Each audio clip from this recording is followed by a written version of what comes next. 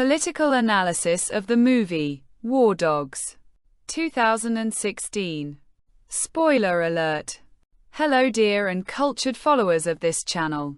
We sincerely appreciate you joining us once again for deep and unique analyses.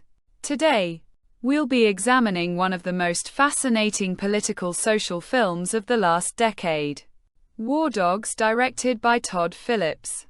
But before we begin, spoiler alert.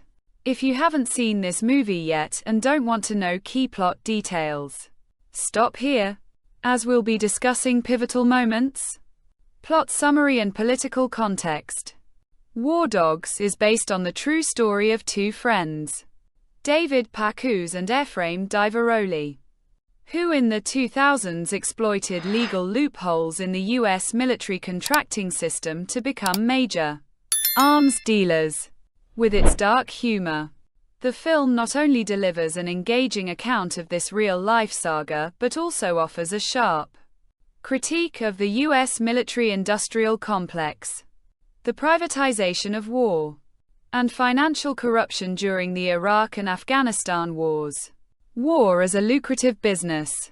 One of the film's central themes is its portrayal of how war is transformed into a profitable market for private companies.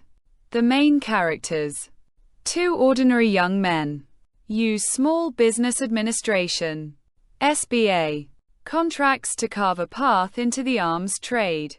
This clearly illustrates how America's wars in the Middle East, rather than being purely security matters, became a thriving market for brokers and intermediaries.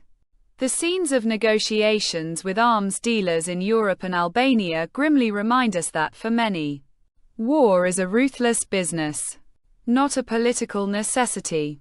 The American dream or the nightmare of capitalism. The film cleverly depicts the clash between the American dream of quick wealth and its corrupt reality. David, Miles Teller, starts as someone who wants to build a better life for his family but gradually falls into the trap of greed, power, and moral decay. On the other hand, Efraim, Jonah Hill, is the epitome of unbridled capitalism, someone who prioritizes money and profit over all other values. By showing the moral downfall of these characters, the film warns viewers that the dream of quick wealth often comes at the cost of humanity. Critique of U.S. foreign policy and systemic corruption. War Dogs subtly but powerfully highlights the failure of America's military policies in the Middle East. The wars in Iraq and Afghanistan not only failed to bring stability to the region but also strengthened the black market for weapons and militant groups. In one pivotal scene, a military official tells David and Efraim, "We're all criminals here. Some are just better at it than others."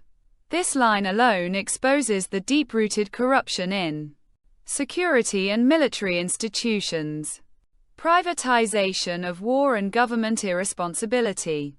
The film effectively shows how the US government shirks its responsibilities by outsourcing military contracts to small companies. In reality, the system is designed to legalize and even incentivize war profiteering. This raises serious questions about ethics in foreign policy and the economy of war. Conclusion. War, a ruthless business.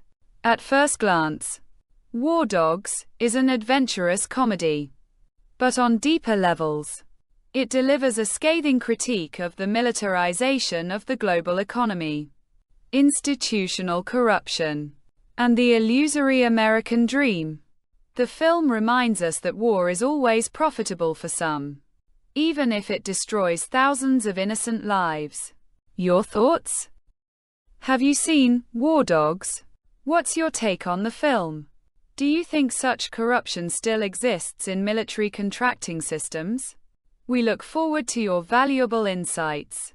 Thank you for joining us.